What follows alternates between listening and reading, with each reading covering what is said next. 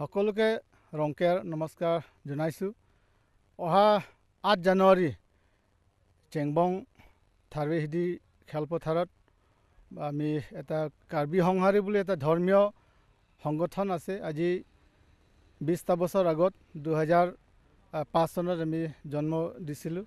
আজি 20টা বছৰ আগত আমি জন্ম হোৱাৰ পিছত আজি আমি দেখিছোঁ যে কাৰ্বি আংলঙত বিভিন্ন অঞ্চলত বিশেষকৈ আমাৰ ধৰ্মীয় পৰম্পৰা যি ধৰ্মীয় সেই ধৰ্মীয়লম্বী লোকসকলে আছে আৰু লাহে লাহে সেই ধৰ্মীয় লোকসকলৰ তেখেতসকলৰ সংস্কৃতি আৰু ধৰ্মীয়টো বিশেষকৈ ৱেষ্টাৰ্ণ ৰিলিজনছ ৱেষ্টাৰ্ণ কালচাৰ অহাৰ লগে লগে লাহে লাহে তেনেকৈ বেয়া ফালৰ গুচিবলৈ গৈ আছে। তাৰে আমি এটা উদ্দেশ্য লৈছোঁ যে আমি যিটো ধৰ্মীয় সেই ধৰ্মীয়টো ৰক্ষণাবেক্ষণ কৰিবলৈ আমি এই সময়টো আহি পৰিছে। তাৰ কাৰণে আমি এইবছৰ বিশেষকৈ অহা 8 জানুৱাৰীত আমি এটা ধৰ্মীয় গণসমাৱেশ কাৰ্বি সংহাৰী ধৰ্মীয় গণসমাৱেশ আমি পাতিম বুলি ইয়াত ঠিক কৰিছোঁ।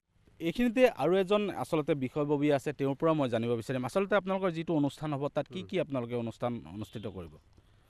ইয়াত আমাৰ অনুষ্ঠিত কৰিব সেইটোৱে কেৱল কাৰ্বি এটা ধৰ্ম বুলি নহয়, আমাৰ ইয়াত জড়িত আছে যিটো আমাৰ ধৰ্মটো এইটোৱে হয়। কাৰ্বি বুলি ক'লে কাৰ্বি বুলি নহয়, যিকোনো জাতি বা জনজাতিয়ে এটা জাতিৰ এটা ধৰ্ম থাকে।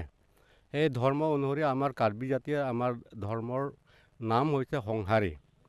সেই সংহাৰীৰ ধৰ্মটো এনেকুৱা হৈছে, আজিলৈকে দেখিছোঁ যে বিভিন্ন ধৰণৰ আমাৰ কাৰ্বি সমাজতো এটা ধৰ্ম এটা প্ৰচলিতবিলাক হৈ আছে। যেনেবা খ্ৰীষ্টানৰ পৰা আদি কৰি আৰু বহুতখিনি ধৰ্ম ওলাই আছে।